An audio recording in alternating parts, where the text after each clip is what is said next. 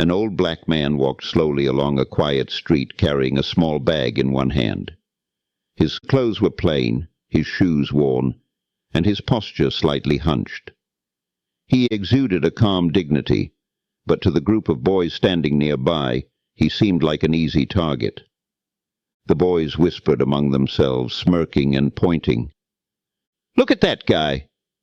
Does he even belong here?" One of them sneered. "Probably some beggar," another laughed. "He looks like he's lost." The group erupted in laughter, their voices carrying across the street. The old man didn't acknowledge them. He just kept walking, his face serene. The boys weren't satisfied. "Hey, old man!" one of them shouted, pretending to stumble forward. "Where are you off to? Need some directions?" Another boy chimed in, mocking, "Or maybe a new pair of shoes?" The old man paused briefly, glancing in their direction. His gaze was calm but steady, piercing through their bravado. He said nothing and resumed his slow walk. This only fueled their mockery. "Doesn't even have the guts to talk back," one of them scoffed. "Maybe he's scared of us," another jeered. They followed him, their laughter echoing louder now. As the old man approached a large, imposing building with glass doors, the boys hesitated. "Where's he going?" one asked, frowning. "That's the courthouse," another said, confused. The man entered, greeted by a security guard who opened the door with respect. The boys exchanged puzzled looks. "He knows people there?" one of them asked incredulously. The group lingered outside, curious and uneasy. Moments later, well-dressed individuals began arriving. They nodded and smiled at the old man as they entered. The boys' confusion grew. Finally, a passerby noticed their bewildered expressions. "You kids waiting for someone?" he asked casually. Yeah," one of them said awkwardly. "Who's that old guy?" The man raised an eyebrow. "You don't know who that is?" They shook their heads. "That's Chief Justice Robert Harmon," the man said, his tone reverent. "He's one of the most respected legal minds in the country." The boys froze, their faces pale with shock. "The Chief Justice?" one whispered, barely able to speak. "Yes," the man replied. "He's known for his fairness and fight for justice. Why do you ask?" The boys mumbled something incoherent and quickly stepped away. Their hearts pounded as they replayed their cruel words and actions. They had mocked a man who commanded the highest respect in the land. "Guys, we really messed up," one of them said, his voice trembling. Another nodded, his eyes wide with guilt. "What do we do now?" That evening, each of the boys wrestled with their conscience. One of them couldn't sleep, haunted by the old man's calm gaze. He turned on his computer and searched for the name Chief Justice Robert Harmon. His screen lit up with articles, videos, and interviews. He read about the Chief Justice's early life, growing up in poverty, facing racism. He learned how the man had fought against all odds to become a lawyer. The boy watched a video where the Chief Justice spoke about fairness and equality. "Justice is not about power," the man said. "It's about humanity." The boy felt tears sting his eyes. How could he have been so cruel to someone who had endured so much? The next day, he shared everything he had learned with the group. "We were wrong," he said firmly. "He's not just some random guy. He's a hero." The others listened, their faces heavy with regret. "We need to make it right," one of them said. "But how?" They decided to return to the courthouse and apologize. When they arrived, they saw the Chief Justice again, walking calmly to his car. Their nerves almost got the better of them, but they pushed forward. "Excuse me, sir," one of them called out hesitantly. The Chief Justice turned, his expression neutral but attentive. We're sorry for how we treated you, another boy stammered. We didn't know who you were, but that's no excuse. The old man studied them quietly, his gaze softening. It's good to see you taking responsibility, he said. True respect isn't about titles. It's about seeing the worth in every person. The boys nodded, their hearts heavy but determined. We'll do better, one of them promised. The Chief Justice smiled faintly and nodded. See that you do, he said before walking away. From that moment, the boys were changed. They began volunteering in their community, helping neighbors in need. At school, they stood up against bullying and exclusion. Their transformation didn't go unnoticed.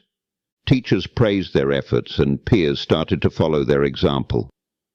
They even organized an event to raise awareness about treating everyone with respect.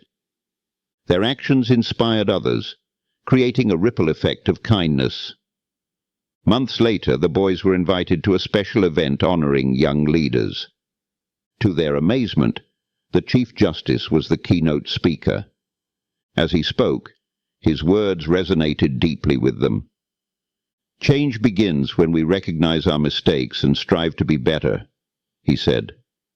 When the event ended, the boys approached him once more. Thank you, one of them said earnestly, for giving us a second chance. The Chief Justice smiled warmly. You earned it, he said. The boys carried his lessons into their adult lives. Each became a force for good in their own way, teachers, lawyers, community leaders. They never forgot the man who had shown them the power of dignity and respect. Years later, one of them reflected, it wasn't just an apology that changed us. It was his example, his calm strength and the way he treated us with grace. The memory of their encounter with the Chief Justice stayed with them forever. They often shared the story, hoping to inspire others. And in their hearts, they knew they were better people because of him. The boys' transformation didn't stop at school or in their neighborhoods. Their story began to ripple out further than they could have imagined. The event where they were honored became a starting point for broader change. Other students were inspired by their speech about the Chief Justice and his impact. Soon, the boys found themselves invited to speak at more community gatherings. They shared their story of regret, learning, and redemption with honesty. We were blind to our own prejudice, one of them admitted to an audience. But one moment of kindness and wisdom changed everything for us. Their courage to speak openly about their mistakes struck a chord with people. Parents approached them, thanking them for being positive role models. We've struggled to teach our kids about respect, one mother said. You've shown that it's never too late to learn and change. The boys worked together to start a community initiative called the Project Respect. The program focused on educating youth about empathy and understanding. They partnered with schools, hosting workshops and events to encourage inclusion. The initiative gained attention and support from local leaders. To their surprise, they received a letter from the Chief Justice himself. In the letter, he praised their efforts and encouraged them to keep going. Your growth inspires others, he wrote. Never underestimate the power of your example. The boys were moved by his words, feeling a renewed sense of purpose. Their initiative began to grow, reaching neighboring towns and cities. They collaborated with teachers, social workers, and other community groups. One workshop they hosted focused on addressing stereotypes and biases. Participants shared their experiences, some shedding tears as they spoke. A teacher at one of the workshops said, "This is the kind of work that changes lives. You're making a difference." The boys felt humbled, but also proud. Their once small apology had grown into something far bigger than they had imagined. Years passed, and the boys went their separate ways as adulthood arrived. But they stayed in touch, united by the bond of their shared journey. Each pursued careers that reflected their commitment to justice and kindness. One became a teacher, determined to nurture respect in the next generation. Another pursued law, inspired by the Chief Justice's legacy. He often thought about the old man's calm gaze and powerful words. Justice isn't about power, it's about humanity. Those words guided him through law school and into his career. The others followed paths in social work, community activism, and leadership. No matter where they went, they carried the Chief Justice's lessons with them.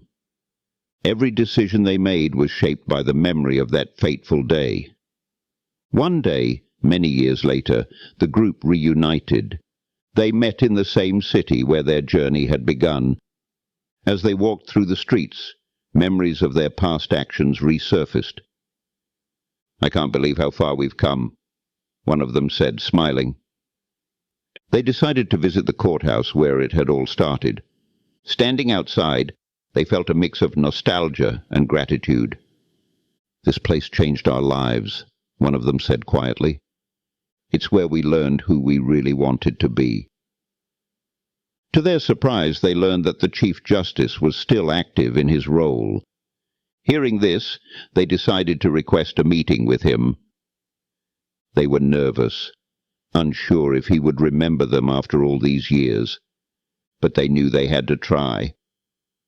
A week later, they received an invitation to meet with him. The day of the meeting, they dressed in their best, feeling both excited and anxious. When they entered his office, they saw the same calm, dignified man. Though older now, his presence was as powerful as ever. "Good to see you all again," the Chief Justice said, a faint smile on his lips. The boys, now men, felt a wave of emotion as they greeted him. "We wanted to thank you," one of them said, his voice filled with sincerity, "for your wisdom, your patience, and for showing us the right path." The Chief Justice listened, his expression thoughtful. "You've all grown into remarkable individuals," he said. "But remember, the credit is yours. You chose to change."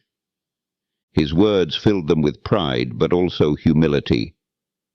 They shared stories of their lives and the impact of Project Respect. The Chief Justice was visibly moved as they described the lives they had touched. "This is the kind of legacy that matters," he said, his voice firm but kind. "A legacy built on respect, understanding, and positive action." As the meeting ended, the Chief Justice gave them parting advice. "Keep striving for justice no matter where life takes you," he said. "And never forget that every small act of kindness has the power to ripple outward." The men left his office feeling a deep sense of fulfillment. Their journey had come full circle, but they knew their work wasn't done. The Chief Justice's words stayed with them as they continued to inspire others. In their hearts, they knew one simple truth. Respect is a foundation for all relationships and communities, and it all started with an old man, a quiet lesson, and a second chance. As the years passed, the boys, now men, continued their work with Project Respect. Their initiative had blossomed into something far larger than they had anticipated. What began as a small apology and a desire to make amends had grown into a full-scale movement. More and more communities reached out for help in promoting respect and inclusivity. The men's success was not only measured by the number of workshops they held, but by the lives they touched. They were invited to speak at schools, churches, and conferences around the country. Their story of redemption resonated with young people who were struggling with their own mistakes. One afternoon they received an invitation from a school in a neighboring city. It was a school with a history of violence and racial tension, where bullying and exclusion were rampant. The school administrators had heard about the men's work and asked for their help. With no hesitation, the men agreed. When they arrived at the school, the atmosphere was tense. Students glared at each other across the hallways, and teachers looked worried as they led the men through the building. But the men had seen this before. They knew the power of starting small. The first workshop they held was small, just a few dozen students in a crowded room. At first, the students seemed disengaged, skeptical even. But the men spoke from the heart, sharing their own struggles and their regrets. "I wasn't always kind," one of them began. "I used to laugh at people. I used to make fun of them, even when I didn't know their story." Another added, "I thought I was better than others." The room grew quiet as the students listened. "We made mistakes, but we learned," the man continued. "And that's what we want you to know. You're not your mistakes. You're defined by what you choose to do afterward." One by one, students began to open up. They shared their own experiences of feeling left out, bullied or misunderstood. Some cried, others remained silent, but all were moved by the honesty in the room. The conversation turned from anger to understanding, and from bitterness to hope. By the end of the day, the atmosphere had shifted. Students who had once sat in isolation now sat together, forming new friendships. The bullying incidents decreased, and the school's climate slowly began to change. The men felt a deep sense of accomplishment, knowing they had planted seeds of change in a difficult place. As they were leaving, one of the students approached them. "Thank you," the young boy said, his voice filled with gratitude. "I used to think I had to be tough like everyone else, but now I see there's strength in kindness." The men smiled, their hearts swelling with pride. "This is what it's all about," one of them said quietly as they walked to their car. They didn't need accolades or recognition. They just wanted to make a difference. The days following their visit were filled with more workshops, community meetings, and events. The men had learned how to teach respect and empathy, not just through words, but through actions. They shared real-life stories of people who had made a positive impact in their communities, and they encouraged others to do the same. One day, while they were holding a workshop in another city, they received a call that the Chief Justice had passed away. Though it had been years since they last saw him, the news hit them like a wave. Their mentor, their inspiration, had left a lasting legacy in the world. The men attended the memorial service with heavy hearts. They listened as people from all walks of life spoke about his wisdom, his kindness, and his commitment to justice. "He was more than a Chief Justice," one speaker said. "He was a beacon of hope. He taught us that true strength lies in treating others with dignity." As the service concluded, the men stood together, reflecting on their journey. One of them whispered, "We can't let his legacy die with him. We have to carry it forward." Another nodded. "We will. It's up to us to make sure that his lessons continue to shape the future." And so they did. They continued to grow Project Respect, expanding it to even more communities. They worked with schools, businesses, and local governments to promote a culture of kindness and understanding. It wasn't always easy. There were setbacks, obstacles, and moments of doubt. But the men never gave up, knowing the Chief Justice's words would always guide them. One day, years later, one of the men received an unexpected phone call. It was from a law firm where he had applied for a job. He had gotten the position, but more than that, they had learned of his work with Project Respect. The firm's senior partners were deeply impressed by his commitment to social justice. As he sat down to celebrate the news with his friends, he thought back to that moment when they had first met the Chief Justice. If someone had told him then that he would be standing here today, he wouldn't have believed it. But now he knew. Everything had started with one simple decision to change. The group met again years after their original meeting, now successful in their careers and families. They reflected on their journey, the lessons learned, and the people they had met along the way. Each of them had found success, not just in their careers, but in their hearts. "Remember how we used to laugh at that old man?" one of them asked. "We've come a long way since then." Another replied, "Yeah, he taught us more than we could have ever learned in a classroom. He taught us that respect and humility are the greatest strengths." And in the end, the greatest tribute they could give to Chief Justice Robert Harmon was to continue the work he had started, spreading justice, equality, and respect wherever they went. The men who had once mocked an old man were now the men who inspired others to choose kindness. They had become living proof that change was possible, that redemption was within reach, and that the power to change the world began with the choices they made every day. The men's lives had transformed, but so had the community around them. Their work continued, not just in local schools, but in larger platforms and organizations. They became sought-after speakers, traveling across the country to share their story. Yet despite all the recognition, their roots remained grounded in the small actions they took every day.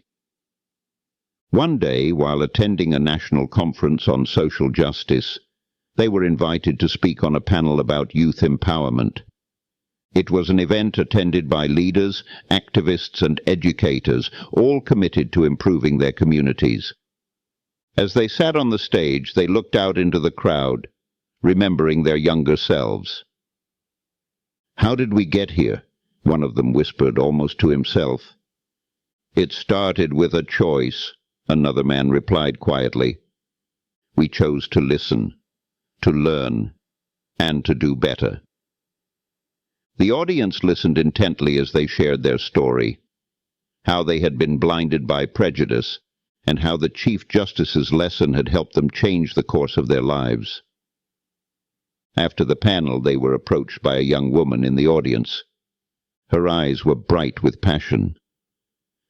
"Your story means so much to me," she said. "I've been fighting for respect and equality my whole life, but sometimes it feels like I'm up against a wall. How did you keep going?" The men smiled, understanding the struggle she faced. "We kept going because we believed in the power of small actions," one of them said.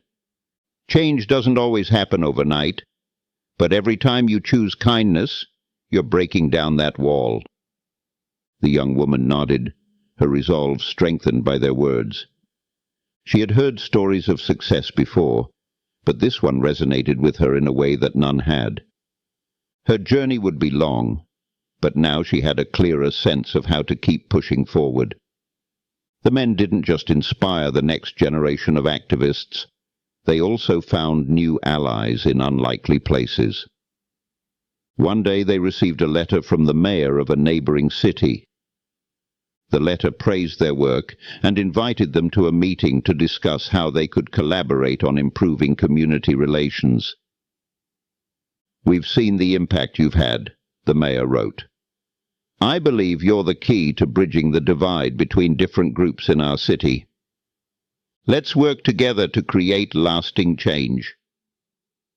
It was a powerful moment. They had gone from the boys who mocked a man on the street to leaders in their community. It wasn't about recognition anymore. It was about using their platform to make real, lasting change. Their partnership with the mayor led to the creation of a citywide initiative focused on unity. They hosted town halls, organized community service days, and brought together people from all walks of life. The events were more than just speeches and discussions. They were opportunities for people to interact, to understand one another, and to find common ground. Slowly but surely, the tensions in the community began to ease. Neighbors who had once avoided each other now worked side by side. Schools began incorporating lessons on empathy and respect into their curricula. And the city became a shining example of what could be achieved when people set aside their differences. Years later, the men stood on the steps of the courthouse where it all began. The Chief Justice's name was etched in stone, but his legacy was woven into the fabric of the city itself. The men had lived out the lesson he had taught them, that justice and respect are not just ideals to strive for, they are choices we make every day. One of them spoke softly, his voice full of reflection. We didn't change the world in one day. We changed it one person at a time. And each person changed someone else, another added. That's how you create a movement. They all smiled, the satisfaction of their work evident in their eyes. Their journey had come full circle, from those reckless, hateful boys to men who had helped change their world. And it was in those small, consistent acts of kindness and respect that they had found their true calling. Looking out at the crowd gathered below them, they saw a group of young students. They had arrived to honor the legacy of the Chief Justice, to remember how far they had come. The men walked down the steps and joined the students. This is our future, one of them said, and it's in good hands. And as they stood there watching the next generation take their place, they knew their work was far from over. The movement they had started would continue, carried forward by people who believed in the power of change. The ripples of kindness, respect, and justice would spread, shaping the world for years to come. It was a new beginning, not just for them, but for everyone they had touched along the way. A beginning built on a foundation of empathy, understanding, and the belief that no matter who we are or where we come from, we all have the power to choose respect. And in that choice the world could be made a little bit better, one person at a time. As the years passed, the ripple effect of the men's efforts continued to grow. What started as a small project in their community had evolved into something much larger. The Project Respected initiative had reached international audiences. Schools, businesses, and organizations in other countries began to reach out, wanting to implement similar programs. One day, the men received an invitation from a global peace summit. It was an event that brought together leaders from various sectors, government, education, and human rights activists. They were asked to speak about their work and the impact it had on their community. The men were humbled by the invitation. They never expected their personal journey to take them this far. But as they prepared for the summit, they realized just how much they had accomplished. They had grown beyond the boys who once laughed at an old man on the street. They stood before the world's leaders, sharing their story. We didn't do this for recognition, one of them said, looking out into the sea of faces. We did it because we believed in the power of kindness and respect. We believed that if we could change, anyone could. The audience was silent, captivated by their story. The men spoke about their mistakes, their growth, and their commitment to creating a more just world. They didn't just talk about success.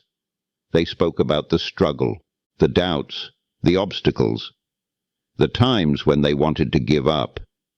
But they persisted. They had kept going, and now the world was taking notice of their efforts. As the speech ended, the applause was overwhelming.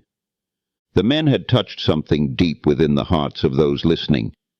But it wasn't about the applause. It was about the realization that change was possible. Even in a world where prejudice and hatred seemed to reign, the seeds of respect could still grow. The men's work continued to expand. They collaborated with international organizations, helping to create programs aimed at dismantling systemic inequality. Their message was clear. Change was possible. but it required everyone to do their part. It wasn't just about laws or policies. It was about individuals choosing respect in their everyday lives. They traveled the world, speaking to audiences in places that had once seemed out of reach. In some areas they spoke to young people who were struggling with the same issues they had faced in their youth. They shared their story, but more importantly, they listened. They asked questions. They encouraged those who felt lost to speak up, to share their pain, their hopes, their dreams. In one particularly moving moment, they were invited to speak at a school in South Africa. It was a school in a community still healing from years of division and hardship. The students there had faced struggles the men could only begin to understand. But as they shared their story of transformation, the room began to change. "We may not have all the answers," one of the men said to the students, "but we know that kindness has the power to break through even the hardest walls. It's the first step toward understanding and the first step toward healing." The students, who had been skeptical at first, now looked at them with a new sense of hope. In the weeks that followed, the men stayed in touch with the school, offering support and guidance. It was a small gesture, but it had a lasting impact. Their work, their message, continued to spread. The Chief Justice's lesson lived on in their hearts, guiding their every action. "Justice isn't about power," the men often quoted. "It's about humanity." But it wasn't just a lesson for them. It was a lesson for everyone they encountered.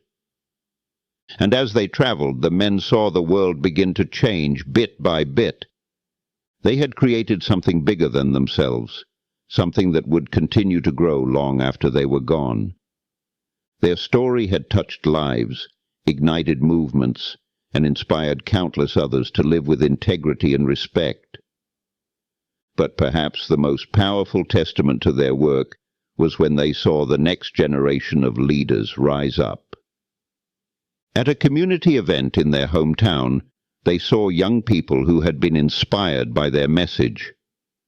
These young leaders were already taking charge, organizing events, speaking out for justice, and living out the principles of respect. It was a moment of profound pride for the men. They had done what they set out to do. They had sparked change. And now they saw that change continuing, passed on to the next generation. As they reflected on their journey, they realized that they had come full circle. The old man they had once mocked on the street had been right all along. Respect and kindness weren't just about individual actions. They were about creating a movement, one that would outlive them and leave a lasting legacy. "Who would have thought," one of the men said quietly as they stood together, "that it all started with a mistake we made and a lesson we chose to learn?" They smiled, knowing that their journey wasn't just about redemption, it was about purpose. And it was about making the world a better place for everyone, one respectful action at a time. And so they continued their work, now as seasoned leaders, but still committed to the same cause they had started with. They spoke to classrooms, organized community events, and provided guidance to those who wanted to change. Their message remained as powerful as ever. Change starts with one person, but it spreads to many. And that's how the world transforms. As they looked to the future, the men knew their work would never be truly finished. There would always be more people to reach, more lessons to teach, and more bridges to build. But they were no longer the boys who had laughed at an old man. They were now men who lived by the lessons he had taught them. And in that journey, they had found their true calling, not just to change the world, but to inspire others to do the same. For they knew that true justice, true respect, and true kindness could not be achieved alone. It was something that required everyone's involvement. And so, with hearts full of hope, they continued their mission. A mission that would change the world, one person at a time. Years passed, and the men found themselves in positions they never could have imagined back when they were just a group of reckless teenagers. They had become pillars in their communities, not just as advocates for respect, but as leaders who had truly embraced the lesson of change. Their work, Project Respect Tour, was still growing, now an established organization that reached people all over the world. They spent their days giving keynote speeches, attending conferences, and working directly with communities in need of guidance. And as they did so, they continued to witness the evolution of their own paths. The respect they had once struggled to find in themselves was now woven into the fabric of their identities. They had become living examples of the power of change, proof that transformation was possible for anyone who dared to open their hearts to it. But despite all their success, there were still moments when they would come together in quiet reflection. They remembered their younger selves, those reckless, dismissive boys. They remembered the mockery they had made of an old black man who had simply asked for their respect. And they remembered the lesson that Chief Justice Harmon had taught them, that true strength lies not in power or dominance, but in humility, empathy, and the willingness to listen. It was in these moments of quiet reflection that the men understood the true depth of their journey. One day they were invited to the opening of a new Project Respect Center in a city that had once been plagued by division and hatred. The ribbon-cutting ceremony was attended by hundreds of community members, many of whom had never imagined a place like this would exist in their neighborhood. The center was designed as a hub for educational programs, support groups, and community-building initiatives aimed at fostering inclusivity. As they stood on the stage, watching the ribbon fall away, the men saw the faces of people who had been directly affected by the work they had done. These were people who had been in the same place they once were, lost in hatred, caught in cycles of prejudice, and struggling to find a way out. But now, they were there, building something better. One of the men stood up to speak, his voice steady but full of emotion. "Years ago, we wouldn't have believed we'd be standing here today," he began. "We didn't see the possibility of change in ourselves, let alone in others. But we've learned something powerful. Change is possible, but it requires work, persistence, and the courage to confront our mistakes." He paused for a moment, his eyes scanning the crowd, and then continued. "It's not easy. It takes time. But it's worth it, because in the end, we're all part of the same community, the same world. And when we choose respect, we choose to build something that's stronger than division." The crowd erupted into applause, not just for the words, but for the truth they held. This was a moment of collective triumph, not just for the men who had started the movement, but for every person who had embraced it and worked toward a better future. That evening, as they gathered with friends and colleagues, they reflected on their achievements. They knew the road ahead would continue to be long and filled with challenges. There would always be people who resisted change, who clung to their prejudices, and who tried to tear down the work that had been done. But the men were no longer afraid. They had seen firsthand the power of kindness, understanding, and the willingness to change. And they had no intention of stopping.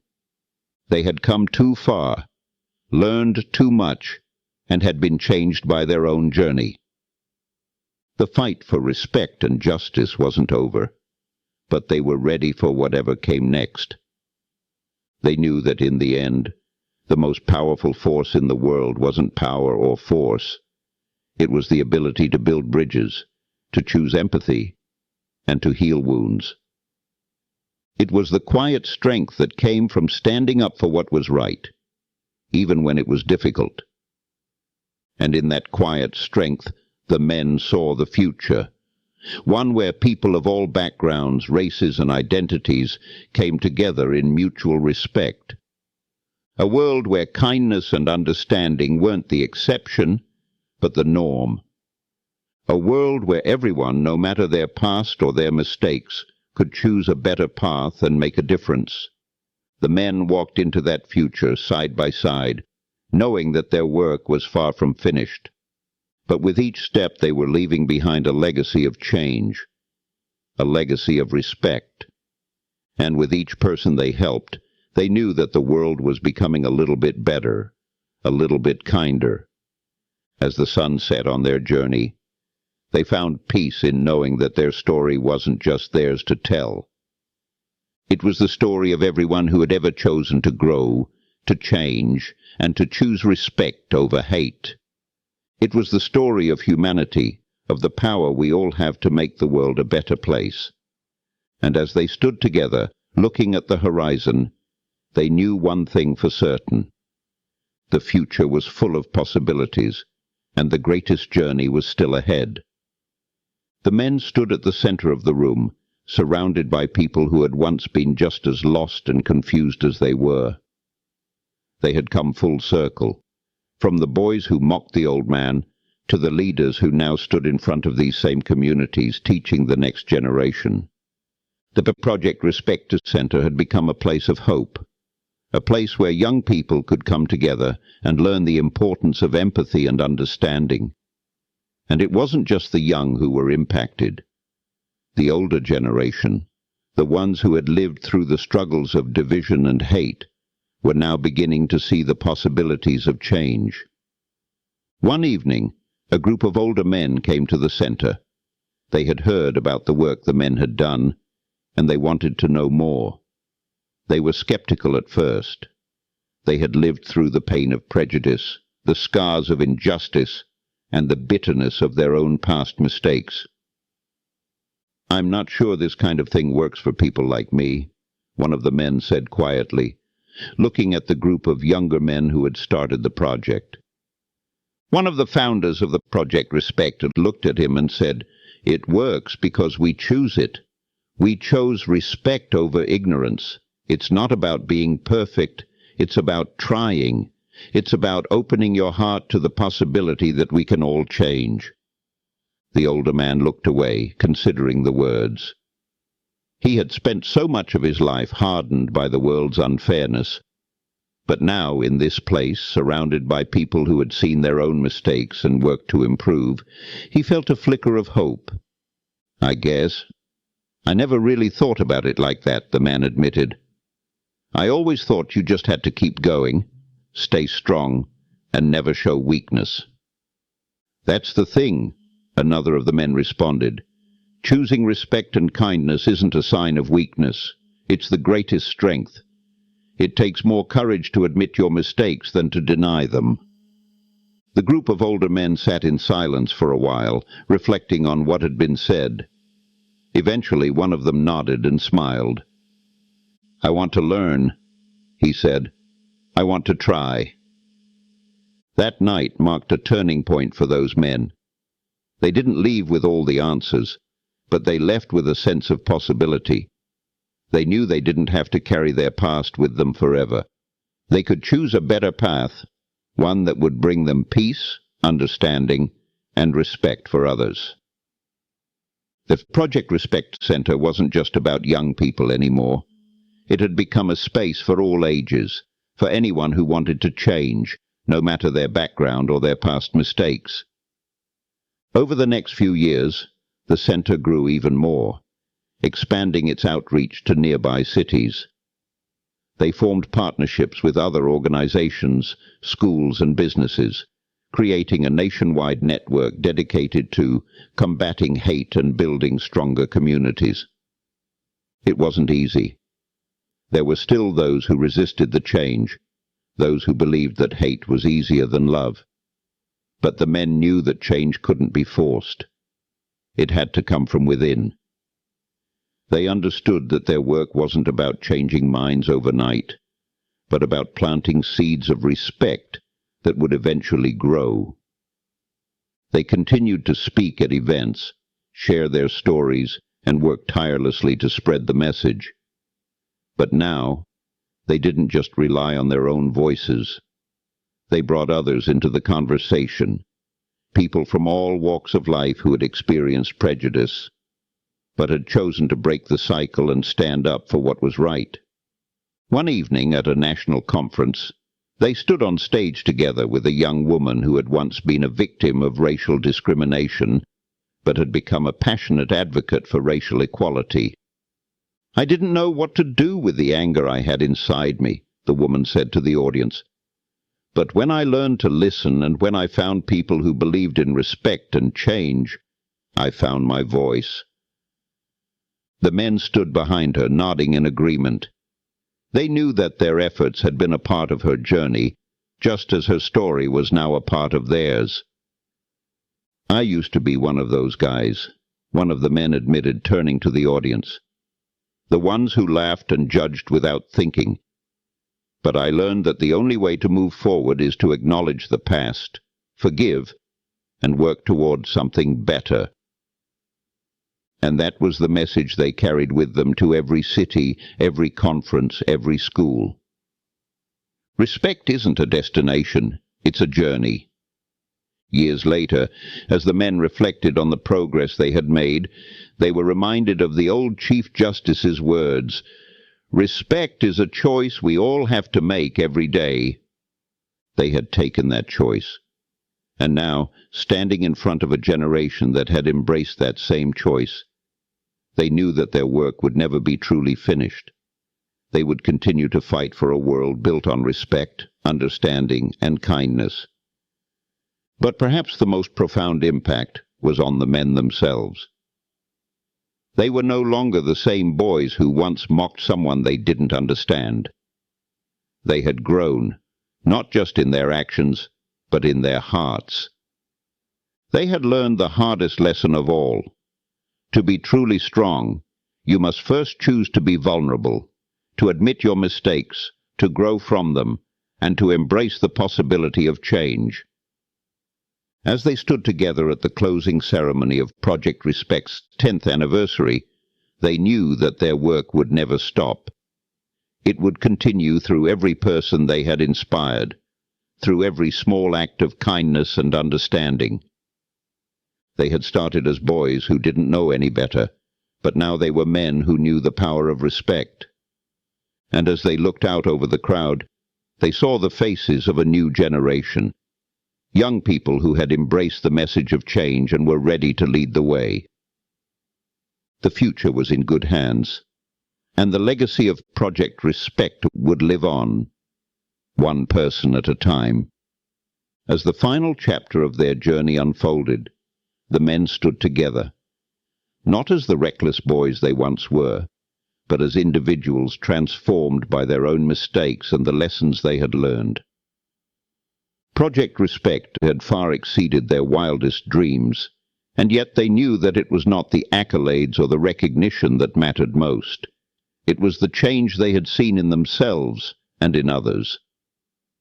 Years ago they had mocked the old man on the street, unable to see the power of kindness or the strength in vulnerability. But now, standing in front of an audience of young people, leaders, and activists, they realized how far they had come. "This wasn't just about us," one of them said, looking out over the crowd.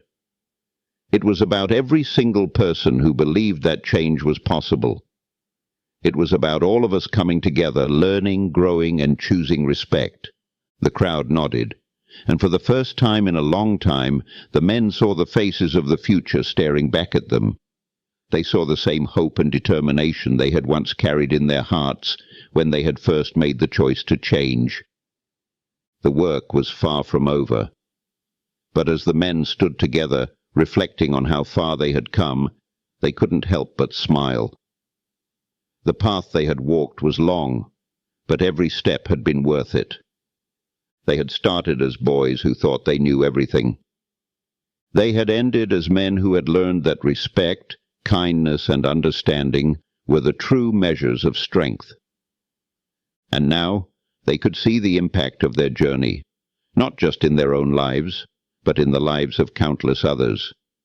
They had been taught a lesson they would never forget, the lesson of respect.